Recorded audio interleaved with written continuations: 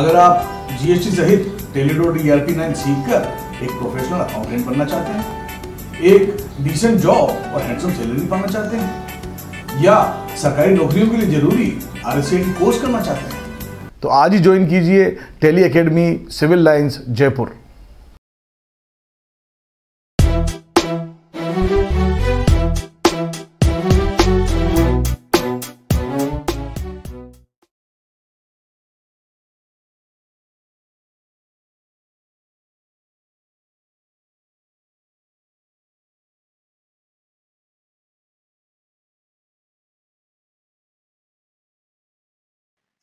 नमस्कार, मैं हूं जॉर्ज ग्रोवर और आज हम टेली सॉफ्टवेयर चलाना सीखेंगे। डेस्कटॉप पर दिए गए टेली ERP9 के आइकन पर जब हम डबल क्लिक करते हैं तो टेली सॉफ्टवेयर शुरू हो जाता है और स्क्रीन कुछ इस प्रकार से नजर आती है। हम सबसे पहले बात करते हैं कि आखिर टेली है क्या। टेली जो है एक सॉफ्टवेयर है। जिस तरह से हमारे मोबाइल के अंदर एप्लीकेशंस होते हैं, व्हाट्सएप एक एप्लीकेशन है जिसके द्वारा हम लोग मैसेजेस एक दूसरे को भेज सकते हैं। यूट्यूब एक एप्लीकेशन है जिससे हम लोग वीडियोस देख सकते हैं। इसी तरीके से कंप्यूटर में अगर आपको अकाउंटिंग का काम करना है, लेखांकन का काम करना है, हिसाब किताब रखना है, तो टेली नाम का एक ये सॉफ्टवेयर है। अब बात चलती है कंप्यूटर क्या है। तो जब हम कंप्यूटर के बारे में बात करते हैं तो हमारे सामने इस तरह की कोई पिक्चर आती है। तो कंप्यूटर हम सभी जानते हैं और कंप्यूटर जो है वो हमारे जीवन का अभिन्न अंग बन चुका है। जितने भी काम जिनमें की हैंड राइटिंग की सफाई की जरूरत है या गणित की शुद्धता की जरूरत है, ये सारे काम जो है अब कंप्यूटर से होने लगे। तो अकाउंटिंग भी अछूता नहीं रहा। हम जानते हैं लेटर राइटिंग का काम आजकल कंप्यूटर से हो रहा है। जितने वकील वगैरह हैं, अगर उन्हें कोई लीगल डॉक्यूमेंट्स बनाना तो कंप्यूटर पे बनाते हैं। बिजली टेलीफोन के बिल हमारे कंप्यूटर से बनकर आते हैं।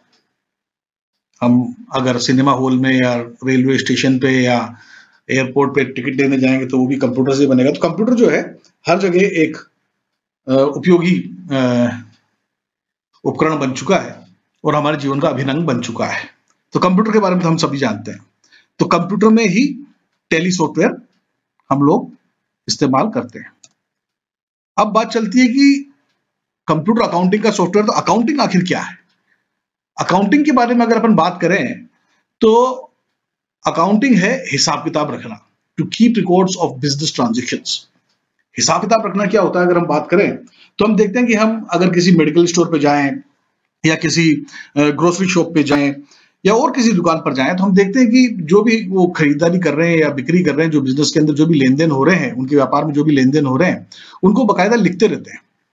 भाई किसी से कोई सामान खरीदा नकद में या उधार में, किसी को कोई सामान बेचा नकद में या उधार में, किसी से कोई पैसा आया, किसी को पैसा दिया, इन सब बातों को वो लिखते रहते हैं ताकि भूल चूक की वजह से कोई नुकसान ना हो जाए, किससे कितना लेना है, किसको कितना देना है, इसमें कोई चूक ना हो जाए।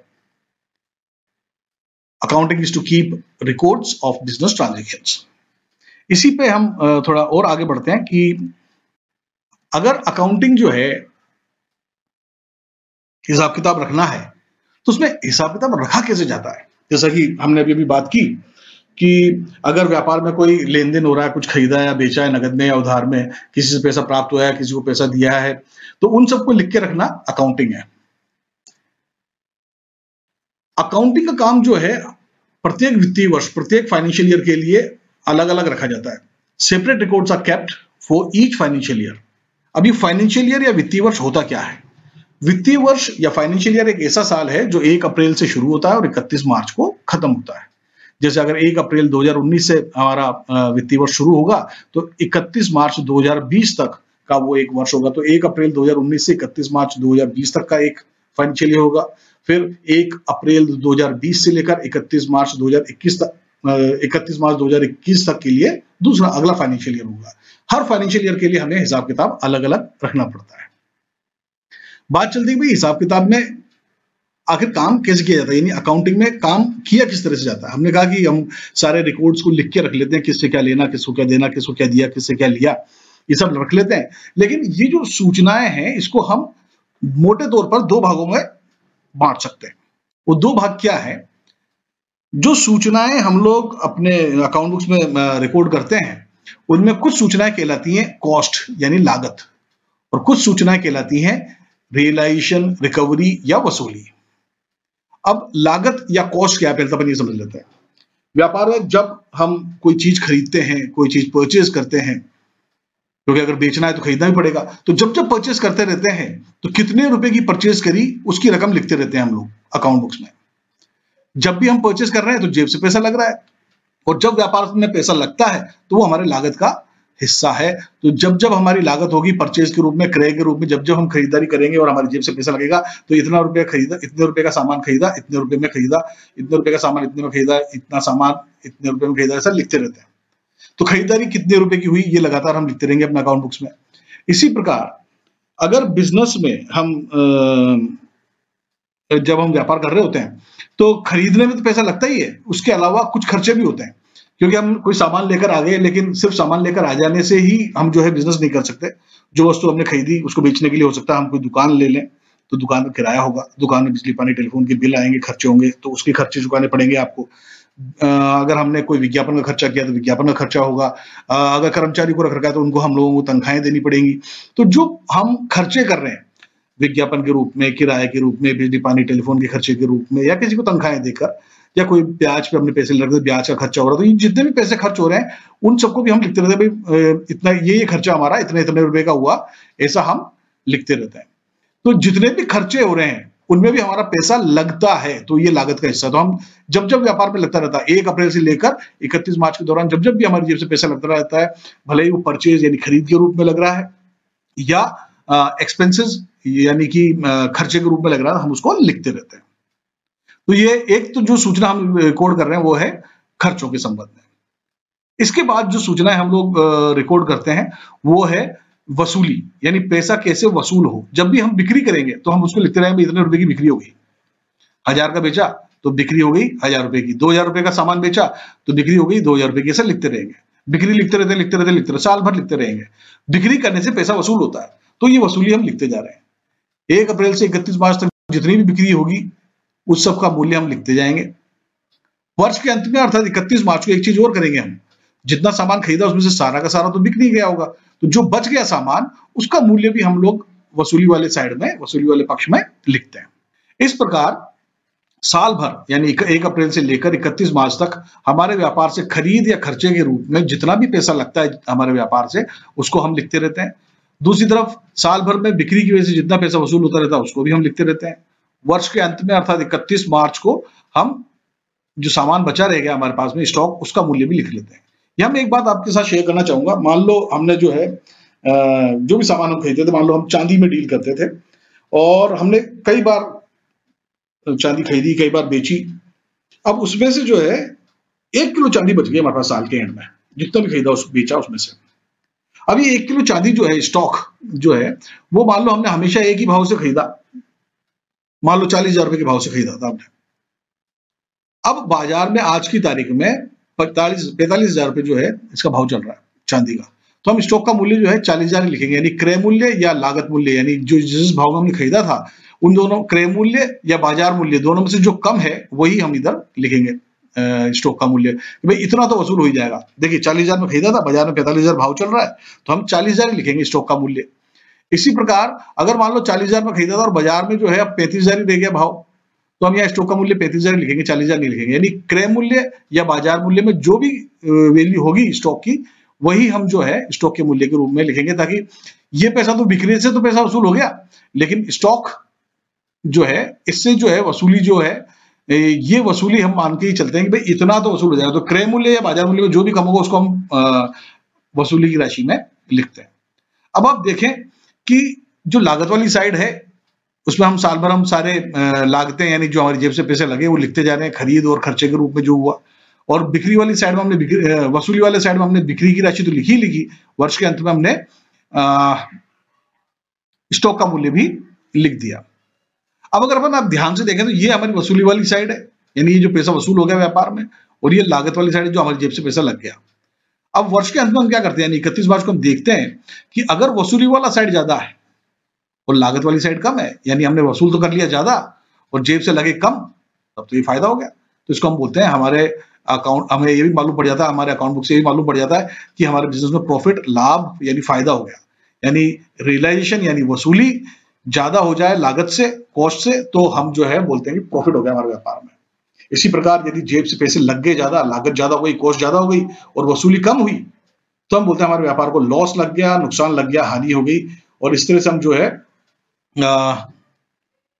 अकाउंट बुक से ये ज्ञात कर लेते हैं, ज्ञात हो जाता है हमें कि भाई व्यापार में लॉस लग गया है। तो यदि कॉस्ट यानी लागत ज्यादा हो वसूली से, रिकवरी से, रियलाइजेशन से, तो ये लॉस कहलाता है। तो अकाउंटिंग से जो है हमें ये भी मालूम पड़ता है कि न केवल ये मालूम पड़ता है कि भाई किससे क्या लेना है, किसको क्या देना, बल्कि ये भी मालूम पड़ता है कि व्यापार में जो हमने वर्ष भर जो मेहनत करी, जो लेन देन किए, उनकी वजह से हम फायदे में हैं या नुकसान में हैं, प्रॉफिट में है या लॉस में है। अब बात चलती है कि अकाउंटिंग के बारे में हमने ये तो समझ लिया कि अकाउंटिंग हिसाब किताब रखना है, और अकाउंटिंग जो है किस प्रकार से रखा जाता है, हिसाब किताब कैसे रखते हैं, रिकॉर्ड्स को कैसे लिखा जाता है, ये भी हमने समझा। लेकिन अकाउंटिंग को हम एक और प्रकार से समझते हैं। वास्तव में अकाउंटिंग जो है कॉमर्स स्ट्रीम के जो विद्यार्थी होते हैं 11वीं 12वीं में, जो कॉमर्स के विद्यार्थी सीखते हैं, जो सिलेबस वो फॉलो करते हैं, वही अकाउंटिंग है।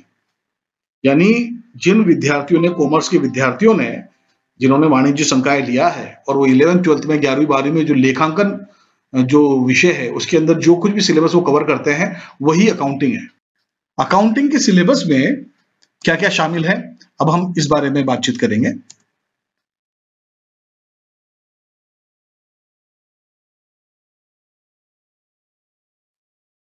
अकाउंटिंग में शामिल है जर्नल एंट्रीज, यानी कि सबसे पहले हमें जर्नल प्रविष्टि करना पड़ता है, हिंदी में हम बोलते हैं जर्नल प्रविष्टि।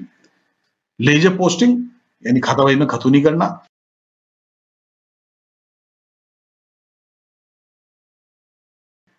फाइंडिंग बैलेंसेस यानी खातों का शेष निकालना, ट्रायल बैलेंस यानी तलपट बनाना, ट्रेडिंग अकाउंट यानी व्यापारिक खाता,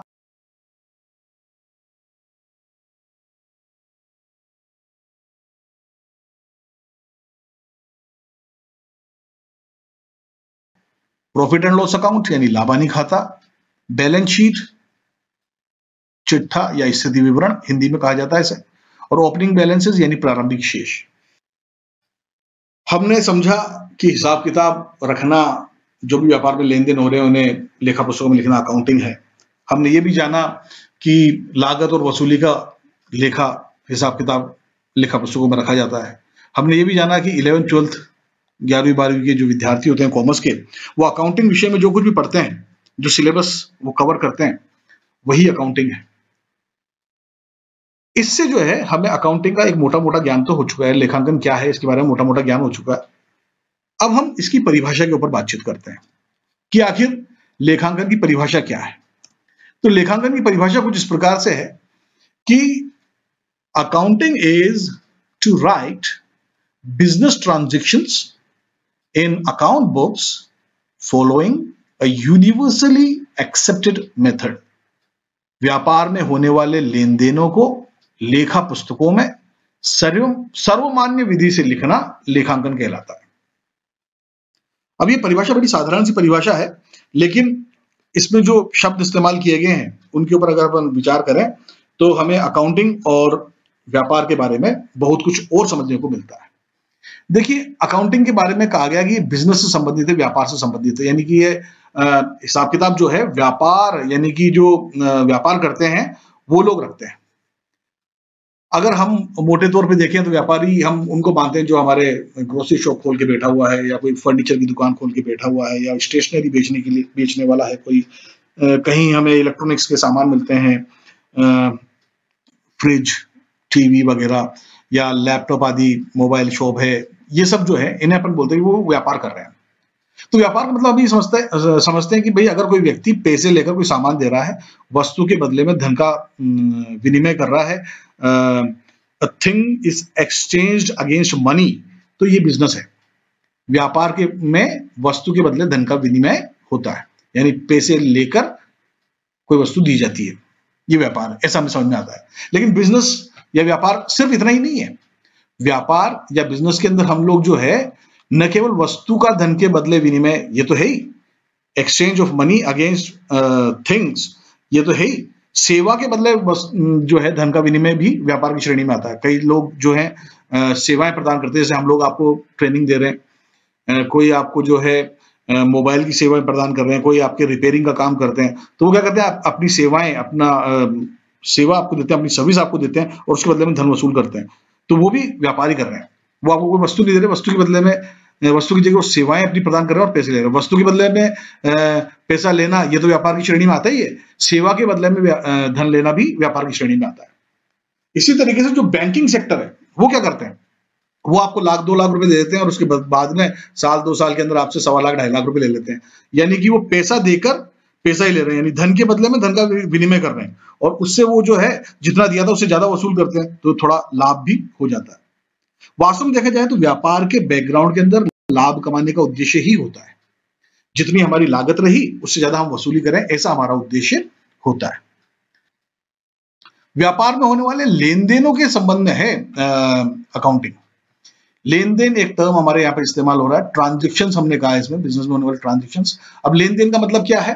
लेन देन के अंदर वस्तु का लेना देना, सेवाओं का लेना देना, धन का लेना देना, ये सब शामिल है। जैसे हमने अगर कोई वस्तु खरीदी या कोई वस्तु बेची, पैसे किसी से प्राप्त हुए या किसी को पैसे का हमने भुगतान किया, किसी से हमने सेवाएं ली, जैसे हमारे यहाँ कर्मचारी कार्य कर रहे हैं तो उनको हमने तनख्वाहें दी। हमने किसी की सेवा ली कि हमने दुकान किराए पे ले रखी है और उसके बदले में हमने उसको जो है किराया दिया, तो ये सेवा के बदले में धन का भुगतान है। तो वस्तु या धन या सेवा का लेन देन जो होता है उसी को अपन जो है ट्रांजेक्शन्स कहेंगे। तो व्यापार में कई बार जो है वस्तुओं का लेन देन होता है, कई बार सेवाओं का लेन देन होता है, कई बार धन का लेन देन होता है। इनके संबंध में ही जो है अकाउंटिंग का काम किया जाता है, इन्हीं को लिखा जाता है। ये जो काम है लेन देनों को लिखने का काम, ये लेखा पुस्तकों में किया जाता है, अकाउंट बुक्स के अंदर। तो अकाउंट बुक्स भी इसके अंदर एक जो है महत्वपूर्ण बिंदु है। ये जो कुछ भी लिखा जाएगा, हिसाब किताब जो रखा जाएगा, अकाउंटिंग उसको तभी कहेंगे जबकि वो लेखा पुस्तकों में रखा जाए। अगर कोई व्यक्ति एक पर्चे में लिख के रख लेता है कि मुझे मिस्टर एक्स से इतना रुपए लेना है, तो ये अकाउंटिंग नहीं है। अकाउंटिंग को प्रॉपर लेखा पुस्तकों में लिखना पड़ेगा, तभी इसे हम न्यायालय में प्रमाण के रूप में ही प्रस्तुत कर सकते हैं। तो अगर हम अपने अकाउंट बुक्स को कोर्ट में पेश करना चाहते हैं एक प्रूफ के रूप में, तो उनको विधिवत रूप से लेखा पुस्तकों में लिखा हुआ होना चाहिए, अकाउंट बुक्स में लिखा हुआ होना चाहिए, तभी माना जाएगा। किसी पर्चे में लिखा हुआ है आपने, तो उसको जो है हम अकाउंट्स की श्रेणी में नहीं रखेंगे। तो लेखा पुस्तकों में लिखेंगे प्रॉपर तरीके से, तो ही वो अकाउंटिंग है। तो लेखांकन का काम लेखा पुस्तकों में किया जाता है। अच्छा, इसको एक सर्वमान्य विधि से लिखा जाता है। एक ऐसी तरीका है यूनिवर्सली एक्सेप्टेड, यानी दुनिया के सारे अकाउंटेंट्स को वो तरीका पता है, ऐसा तरीका है सर्वमान्य तरीका। ये सर्वमान्य तरीका क्या है उसके बारे में भी हम अभी बात करेंगे। तो एक ऐसा तरीका होना चाहिए अकाउंटिंग का जो कि भले कोई जर्मन हो, चाहे फ्रेंच हो, चाहे कोई इंग्लिश हो, चाहे जापानीज हो, कोई चाइनीज हो, चाहे इंडियन हो, किसी ने भी अगर उसको लिखा अकाउंट बुक्स के अंदर, किसी भी सौदे को, किसी भी ट्रांजेक्शन को, तो उनको समझ में आ जाए कि इसमें पैसा आ रहा है कि जा रहा है, कुछ खरीदा गया है कि बेचा गया है, खर्चा हुआ है कि कमाई हुई है, सबको मालूम पड़ जाए, उन अकाउंटेंट्स को मालूम पड़ जाए। तो ये एक तरह से अकाउंटेंट्स की एक विशेष लैंग्वेज है, यूं कह सकते हैं, विशेष तरीका है लिखने का। ये जो तरीका है उस तरीके से लिखेंगे तो भी हमारा जो है अकाउंटिंग कहेगा। यानी जो सर्वमान्य तरीका है उस तरीके से लिखना पड़ेगा। आपने अपने हिसाब से कुछ पर्चे में लिख रखा है तो वो अकाउंटिंग नहीं है। अकाउंटिंग के जो सिद्धांत है उनको फॉलो करते हुए हमें काम करना पड़ेगा, तभी जो है वो अकाउंटिंग कहलाएगी। अच्छा, इसमें एक बात और है, देखिए अकाउंटिंग जो है वास्तव में लिखना है, राइट। यानी अगर आपने जो है लिख के रखा हुआ है, यानी कि आपने जब भी खरीदा या बेचा, विशेष अपन बेचने की बात करें, तो हमने उसका बिल भी बनाया और उसको फिर उसके आधार पर हमने अपने अकाउंट बुक में प्रॉपर तरीके से लिख लिया, तो ये अकाउंटिंग है। अगर आपने लिखा नहीं, सिर्फ याद कर रखा है ना, रिटन वर्क नहीं है, तो ये अकाउंटिंग नहीं है। लिखा हुआ होना चाहिए तभी अकाउंटिंग होगी। आपको अगर बहुत अच्छी याददाश्त है तो आपने अगर कोई चीज याद कर रखी है तो उसको अकाउंटिंग की श्रेणी में नहीं रखा जा सकता, लिखा हुआ होना चाहिए, तभी हम उसे कोर्ट में जो है प्रूफ के रूप में पेश कर पाएंगे। तो इस प्रकार से हमने जब ये परिभाषा पढ़ी कि व्यापार में होने वाले लेन देनों को लेखा पुस्तकों में सर्वमान्य विधि से लिखना लेखांकन कहलाता है, तो जब इस परिभाषा के ऊपर बातचीत करी, विशेषकर 5 जो शब्द हैं, व्यापार यानी बिजनेस, ये टर्म हमने, एक शब्द हमने समझा लेन देनों के बारे में यानी ट्रांजेक्शन के बारे में हमने समझा, लेखा पुस्तकों के बारे में समझा यानी अकाउंट बुक्स में लिखा हुआ होना चाहिए, सर्वमान्य विधि होनी चाहिए, यूनिवर्सली एक्सेप्टेड मेथड होना चाहिए वो, और लिखना पड़ेगा, राइट करना पड़ेगा, ये बात भी हमने समझी। ये 5 बिंदु जो हैं लेखांकन के मुख्य बिंदु हैं। अगर इन बिंदुओं पे अपन इन जब पॉइंट्स पर बात करते हैं तो लेखांकन की परिभाषा और भी ज्यादा बेहतर तरीके से हमें समझ में आती है। मुझे आशा है अकाउंटिंग क्या है, लेखांकन क्या है, इसके बारे में जो हमने अब तक बात करी उससे आपको जो है अकाउंटिंग के बारे में काफी कुछ क्लियर हो गया होगा। अब ये जो हमने बात करी कि सर्वमान्य तरीका जो है अकाउंटिंग का, वो तरीका कौन सा है, तो ये लेखांकन की जो सर्वमान्य विधि है इसको हम बोलते हैं डबल एंट्री सिस्टम, दोहरा लेखा प्रणाली। इसी के बारे में हम लोग अब आगे बातचीत करेंगे। डबल एंट्री सिस्टम को समझने से पहले हम जो है कुछ शब्दों के ऊपर बातचीत करेंगे। ये शब्द आप शायद पहले से भी जानते हो, लेकिन अब हम इसको थोड़ा और रिफाइन तरीके से समझेंगे, थोड़ा और बेहतर तरीके से समझने की कोशिश करेंगे। जैसे एक शब्द है हमारे सामने, how to define a thing. A thing, वस्तु। वस्तु क्या है? वस्तु के बारे में समझना या वस्तु को अच्छे से समझना, जो ये टर्म है थिंग, इसके बारे में हमें विचार सबसे पहले करने की जरूरत क्यों पड़ रही है?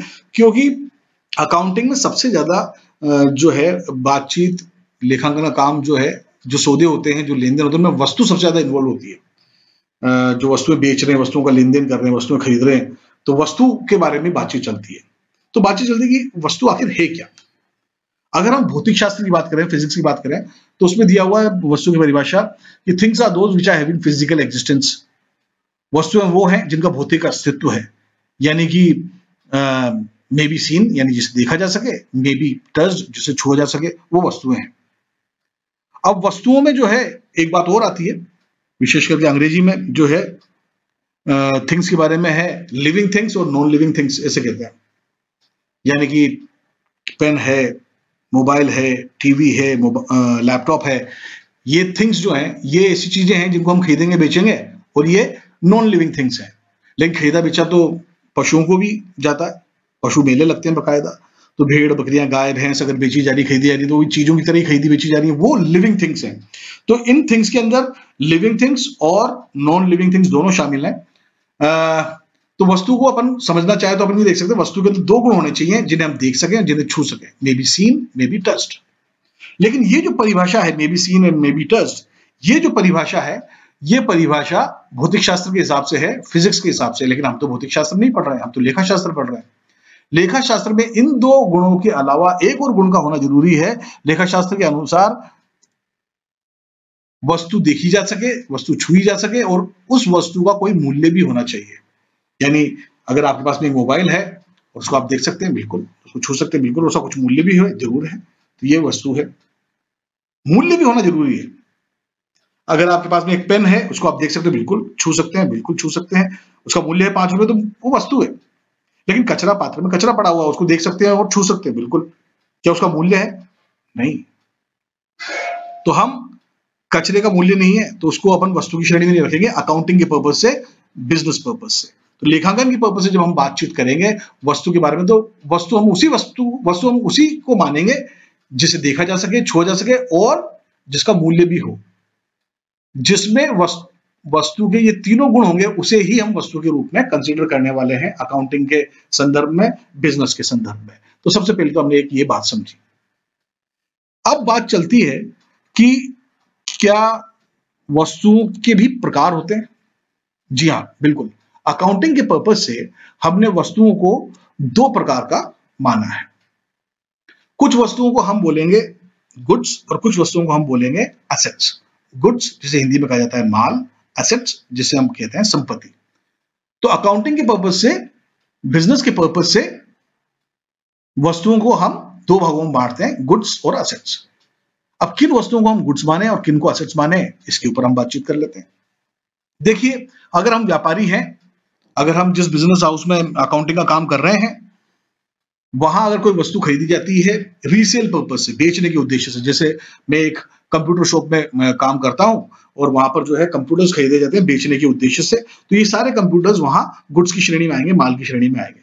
अगर मैं एक फर्नीचर की दुकान में काम करता हूं जहां बहुत सारे कुर्सी टेबल और अन्य फर्नीचर के सामान खरीदे जाते हैं, वो इस पर्पज से खरीदे जाते हैं कि इनको बेचकर लाभ कमाया जा सके, तो ये वस्तु सारी की सारी गुड्स की श्रेणी में आएंगी।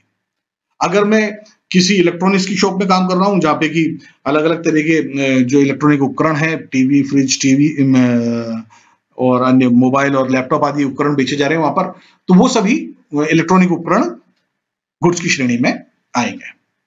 कहने का मतलब यह है कि जो वस्तु पुनः विक्रय के उद्देश्य से खरीदी जाती है उन्हें हम गुड्स की श्रेणी में रखते हैं। बिजनेस हाउस में, यानी जहां हम व्यापार कर रहे हैं, जो व्यापारिक स्थल जो है हमारा, जैसे दुकान, गोदाम, शोरूम, फैक्ट्री, ये सभी व्यापारिक स्थल कहलाएंगे। तो अगर हमारे ऑफिस में, हमारी दुकान में, हमारे शोरूम में कुछ वस्तुएं ऐसी रखी गई हैं, खरीद कर लाई गई हैं, जिन्हें हम बेचना नहीं चाहते, बल्कि व्यापार के संचालन को वो सुचारू बनाते हैं, इसलिए उनको हमने दुकान पर रखा हुआ है, अपने बिजनेस हाउस में, हमारे ऑफिस में, दुकान में या शोरूम में रखा हुआ है, तो उन्हें हम संपत्ति की श्रेणी में रखेंगे, एसेट्स की श्रेणी में रखेंगे। जैसे मान लो हम ग्रोसरी का सामान, परचूनी का सामान बेचने का काम करते हैं, लेकिन हमारी दुकान में एक पंखा लगा हुआ है, तो पंखा हमारी संपत्ति, हम पंखे को बेचना नहीं चाहते। अगर हम कंप्यूटर बेचने की दुकान है हमारी और वहां पे कुर्सी टेबल रखेंगे जिसपे हम बैठते हैं, हमारे ग्राहक आके बैठते हैं, तो वो जो कुर्सी टेबल है वो तो हमारे लिए संपत्ति है, और जो कंप्यूटर है वो हमारे लिए गुड्स यानी माल की श्रेणी में आएंगे। मोटे तौर पर हम यूं कह सकते हैं कि जो वस्तुएं हमने खरीदी इस पर्पज से कि इन्हें बेचना है, इनको बेचकर लाभ कमाएंगे, तो वो माल यानी गुड्स कहलाएंगे। और जो वस्तु हमने इसलिए खरीदी कि इनको हम व्यापारिक स्थल यानी हमारे दुकान, गोदाम, शोरूम, फैक्ट्री, ऑफिस में ही इस्तेमाल करेंगे, तो उन्हें हम असेट्स यानी संपत्ति की श्रेणी में रखेंगे।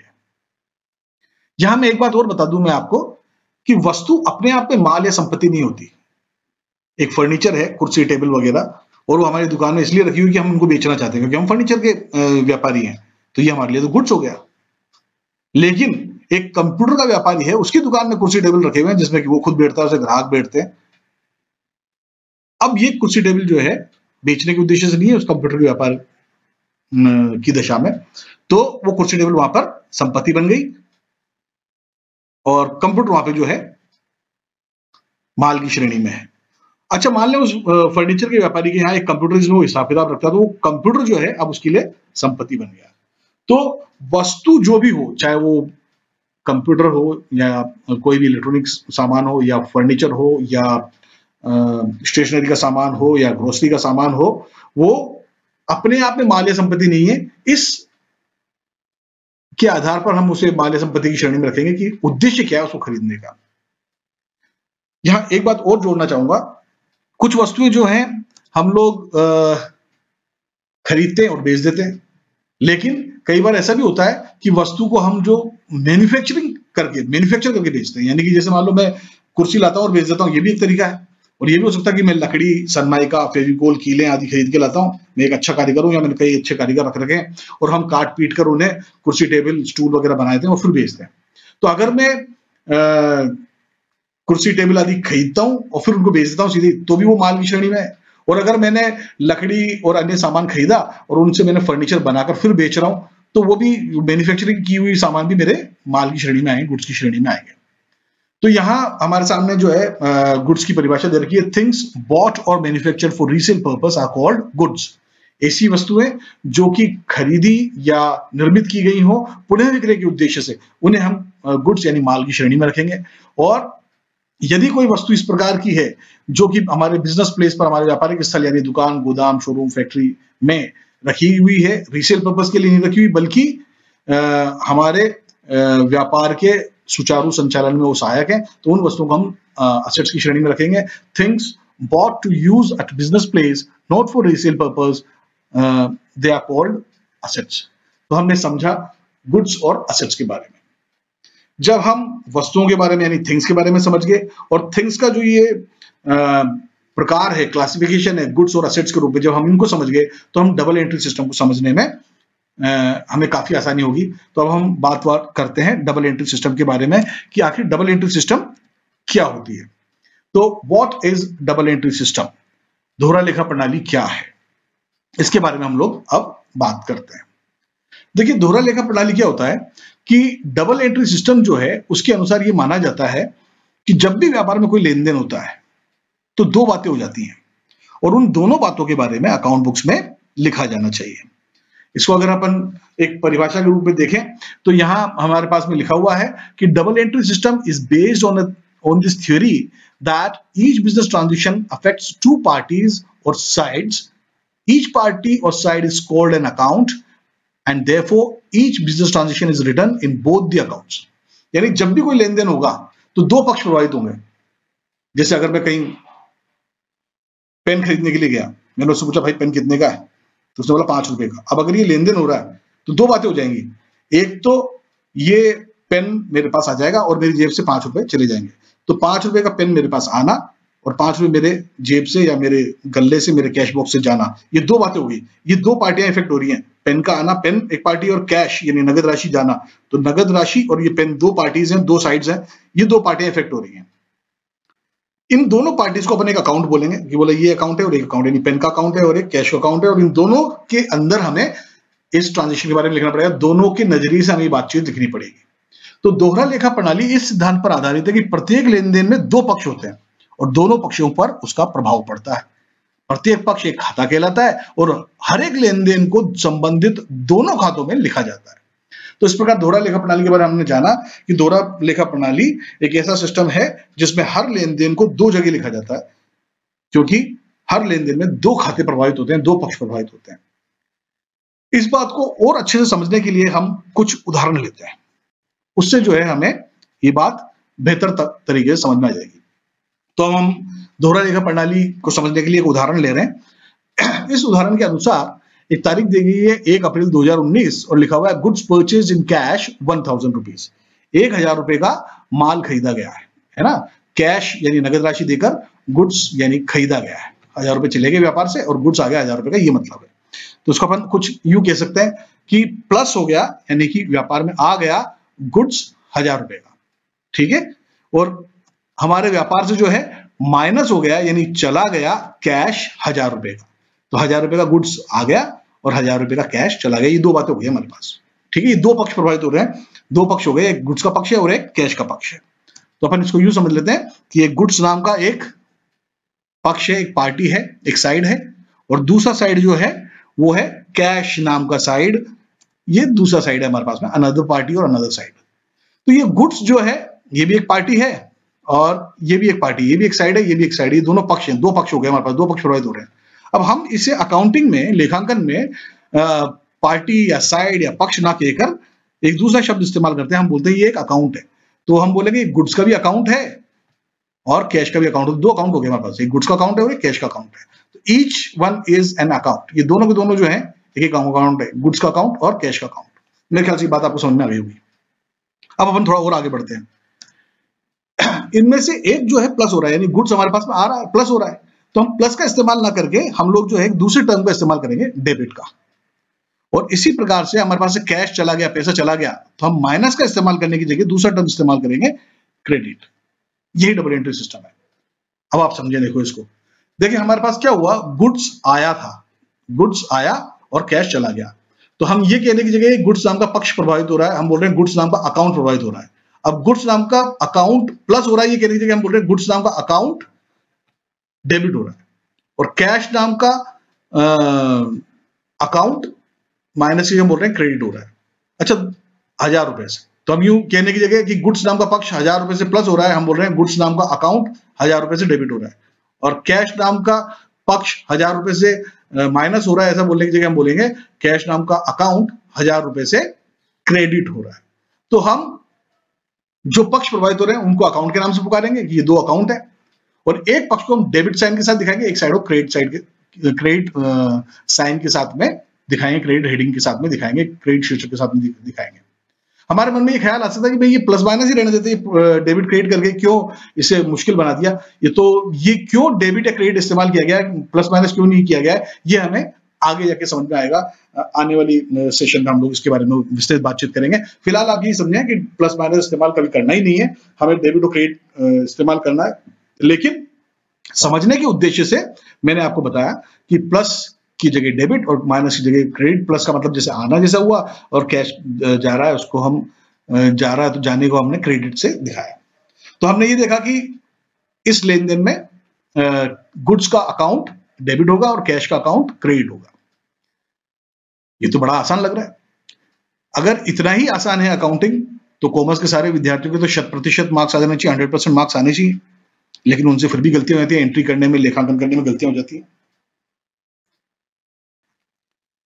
तो क्या वो कारण हैं जिनकी वजह से अकाउंटिंग करने के दौरान हमसे गलतियां हो जाती हैं, या क्या कंफ्यूजन हो सकते हैं? वैसे तो बहुत आसान है, हम देख रहे हैं कि आ रहा है गुड्स तो प्लस हो रहा है यानी डेबिट है, कैश जा रहा है तो माइनस हो रहा है यानी कि क्रेडिट है, और बड़े आराम से हमने जो है इसकी एंट्री कर सकते हैं कि गुड्स का अकाउंट डेबिट होगा और कैश का अकाउंट क्रेडिट होगा। ऐसा हम बड़े आराम से कर सकते हैं।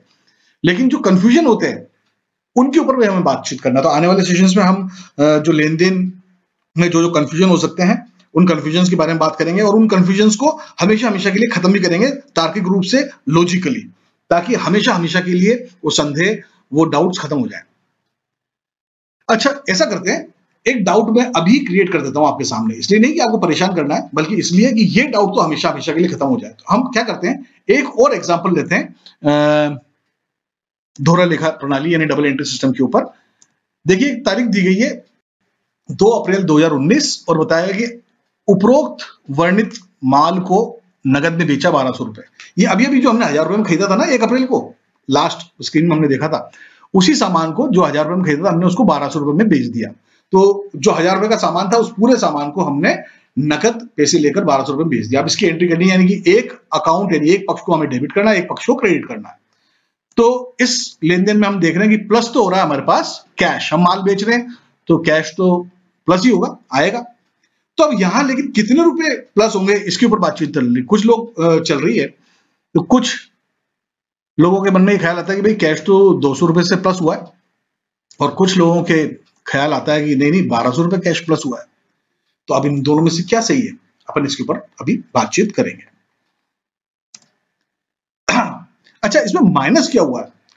माइनस यानी गुड्स गया है हमारे पास, तो गुड्स ही माइनस होगा। अच्छा, यहाँ पे भी थोड़ा सा कंफ्यूजन है, कुछ लोग बोलते हैं कि गुड्स जो है 1000 रुपए का माइनस हुआ है, और कुछ कहते हैं कि 1200 रुपए का माइनस हुआ है। तो अब ये कंफ्यूजन क्या हो गया भाई? ये कैश जो प्लस हुआ है वो 200 या 1200, गुड्स जो माइनस हुआ है वो 1000 या 1200, ये कंफ्यूजन है। तो इस कंफ्यूजन को हम हमेशा हमेशा के लिए खत्म करते हैं। पहले हम बातचीत कर लेते हैं कैश के बारे में। देखिए, किसी के मन में अगर एक ख्याल आ रहा है कि 200 रुपए प्लस होगा, तो उसका मतलब यह है कि 1000 रुपए में खरीदा था और 1200 रुपए में बेचा है, तो 200 रुपए का लाभ हो गया, उसे हम लिखना चाह रहे हैं।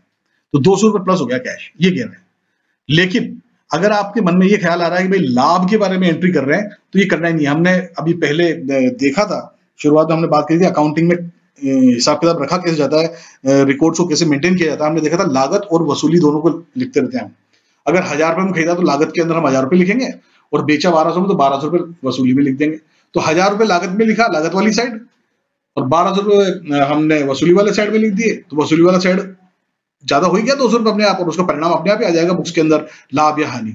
यानी प्रॉफिट या लॉस जो है, लाभ या हानि जो है, आपको कैलकुलेट नहीं करनी पड़ती हर सौदे में। लाभ या हानि तो परिणाम है अकाउंटिंग का। तो हमें तो ये लिखना पड़ता है कितने रुपए आए, ये नहीं लिखना पड़ता कितने रुपए का लाभ हुआ इस सौदे में। तो जब हमने ये 1000 रुपए का माल को 1200 रुपए में बेचा, तो हमारे व्यापार में 1200 रुपए आए, न कि 200 रुपए। ये 200 रुपए का लाभ हुआ, लेकिन लाभ के बारे में हमें लिखने की जरूरत ही नहीं है। आप समझ रहे हैं मेरी बात? इसको एक बात और समझते हैं अपन, कि अगर मान लो हम अपने ग्राहक को ये सामान जो हमने बेचा 1200 रुपए में, तो हमारा ग्राहक हमें कितने रुपए देगा, 200 रुपए या 1200 रुपए? बेशक 1200 रुपए देगा। तो 1200 रुपए प्लस हो रहे हैं हमारे पास। हमें जो है ये लिखने की जरूरत नहीं है कि कितने रुपए कमाए, कमाई के बारे में लिखने की जरूरत नहीं, भाई बिक्री से हमें कितना लाभ हुआ ये लिखने की जरूरत नहीं। लाभ तो अपने आप ही आ जाएगा बुक्स के अंदर। मेरे ख्याल से बात आपको क्लियर हो गई होगी कि क्यों 200 रुपए नहीं लिखने, 1200 रुपए लिखने हैं। अब बात चल रही है गुड्स कितने का माइनस हुआ। ठीक है, हमने 1000 रुपए में खरीदा, तो ख्याल आता है कि भाई 1000 रुपए का गुड्स गया, लेकिन 1200 रुपए भी दे रखा है, तो हम दोनों में से किसको सही माने? तो मैं यहां आपको एक बात बताता हूं। देखिए, कल हम 1000 रुपए का एक सामान खरीद के लाए थे, या कुछ सामान खरीद के लाए थे, और आज हम उसको 1200 रुपए में बेच रहे हैं। सपोज वो एक ही सामान था, एक मोबाइल था सस्ता सा, 1000 रुपए में हम खरीद के लाए थे, और अब आज हम 1200 रुपए में बेचने के लिए दुकान में बैठे थे कि एक ग्राहक आ गया। उसने पूछा कि भाई कितने का है मोबाइल? हमने कहा 1200 का। उसने बोला कुछ कम करो, होने वाला नहीं भाई एक ही रेट है। तो बोला चलो दे दो एक। तो हम उसको मोबाइल देने लगे। तो हमें कितने पैसे दे रहा है, कैश कितना प्लस हो रहा है? 1200 रुपए। ये बात तो हमारी क्लियर हो चुकी है। अच्छा, वो 1200 रुपए से गिन रहा था, तभी हमारे पास वो व्यक्ति आ गया जिससे हमने कल 1000 रुपए में वो मोबाइल खरीदा था। वो आके हमें बोलता भैया जरा साइड में आना। हमने बोला कहिए। उसने बोला भैया ये आपके 1000 रुपए पकड़ो और मुझे मेरा सामान वापस दे दो। क्या हम उसको 1000 रुपए में वो सामान दे देंगे? बिल्कुल नहीं, क्योंकि 1200 रुपए लेकर तो हमारे सामने एक ग्राहक खड़ा हुआ है। हम उसको ये बोलेंगे भैया देखो वैसे तो ज्यादा बनते हैं, लेकिन ये सामने वाला मुझे 1200 दे रहा है, पहली प्राथमिकता आपकी है, आपको मैं दे दूंगा, लेकिन 1200 रुपए से कम में नहीं दूंगा, 1200 में दूसरा खरीदने को तैयार है, फिर तो मैं उसी को दूंगा भाई। तो अब ये वस्तु कितने की है? 1200 रुपए की। तो वस्तु जितने में बिक जाए उतने की होती है। कल ये 1000 रुपए में बिकी थी, ये कल की जब एंट्री हुई थी, यानी जब खरीदा गया था तब हमने 1000 रुपए से एंट्री करी थी। आज हम 1200 में बेच रहे हैं तो 1200 रुपए से ही इसकी एंट्री होगी। इसको आप यूं भी समझ सकते हैं कि बिलिंग जितने रुपए से होती है उतने से एंट्री होती है। जब हमने खरीदा था इसको 1000 रुपए में तो 1000 रुपए से बिलिंग हुई थी, तो 1000 रुपए की एंट्री हुई थी, 1000 रुपए का गुड्स आया, हमने ऐसा कहा था। और आज इसकी बिलिंग 1200 रुपए से हो रही है, तो 1200 रुपए का गुड्स बिक रहा है, हम ऐसा कहेंगे। तो 1200 रुपए की एंट्री होगी, बिलिंग जो है 1200 रुपए से होगी, तो 1200 रुपए की वस्तु मानी जाएगी, न कि 1000 रुपए का।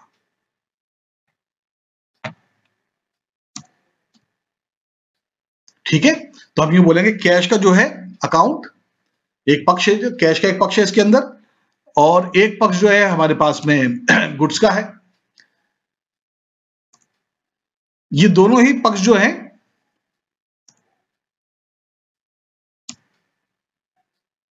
कैश और गुड्स दोनों ही जो है पक्ष ना कहलाकर एक अकाउंट कहलाएंगे। तो यानी गुड कैश का अकाउंट भी और गुड्स का अकाउंट भी है, और कैश जो है प्लस हो रहा है यानी कि डेबिट हो रहा है। डेबिट की जगह हम डीआर शब्द का भी इस्तेमाल कर सकते हैं, और बाय का भी इस्तेमाल कर सकते हैं। इसके बारे में हम आगे जाके बातचीत करेंगे। तो फिलहाल प्लस की जगह डेबिट लिखेंगे, डेबिट की जगह डीआर या बाय भी लिखा जा सकता है, इसको भी अपन बाद में बातचीत करेंगे। वैसे तो कैश नाम का अकाउंट, कैश नाम का एक पक्ष यानी कैश नाम का अकाउंट प्लस यानी कि डेबिट हो रहा है इसमें, और जो है गुड्स नाम का अकाउंट जो है माइनस हो रहा है यानी कि क्रेडिट हो रहा है। तो हमारे पास देखें, हमारे पास कैश नाम का एक अकाउंट है जो कि 1200 रुपए से प्लस यानी डेबिट हो रहा है, और गुड्स नाम का अकाउंट है जो कि 1200 रुपए से माइनस यानी कि क्रेडिट हो रहा है।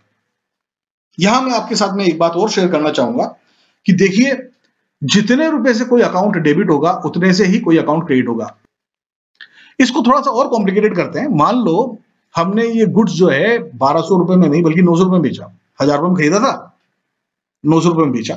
तो अब यहां कैश तो प्लस हुआ, कैश तो आया, तो अब कितना प्लस हुआ? हमें प्लस माइनस नहीं करना कि भाई घाटा हो गया। हमारे पास 900 रुपए आए तो हम 900 रुपए से कैश को डेबिट करते, बोला कैश 900 रुपए आए, समझ रहे हैं?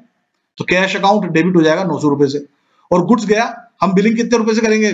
जब 900 रुपए बेच रहे तो 900 रुपए से, तो हम बोलेंगे गुड्स का अकाउंट माइनस यानी क्रेडिट हो गया 900 रुपए से। तो यानी 900 रुपए का कैश आया तो 900 रुपए से डेबिट, और 900 रुपए से ही गुड्स क्रेडिट हो जाएगा।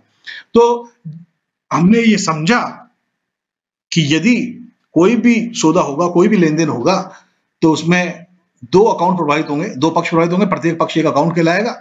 एक पक्ष को हम जो है डेबिट शीर्षक से दिखाएंगे और एक पक्ष को हम क्रेडिट शीर्षक से दिखाएंगे, और दोनों ही पक्ष, दोनों ही अकाउंट जो कि डेबिट या क्रेडिट हो रहे हैं, समान राशि से ही डेबिट या क्रेडिट होंगे। मुझे आशा है आप एंट्री करने के बारे में, डबल एंट्री सिस्टम को फॉलो करते हुए, दोहरा लेखा प्रणाली का पालन करते हुए कैसे किसी एक अकाउंट को डेबिट और कैसे अकाउंट को क्रेडिट करते हैं, इस कंसेप्ट को आप समझ गए होंगे। इसको अपन विस्तृत रूप से, तार्किक रूप से, लॉजिकली और समझेंगे, इस बात को और अपन आगे बढ़ाएंगे। फिलहाल आज का सेशन अपन यहीं खत्म करते हैं। आज के लिए इतना ही, धन्यवाद।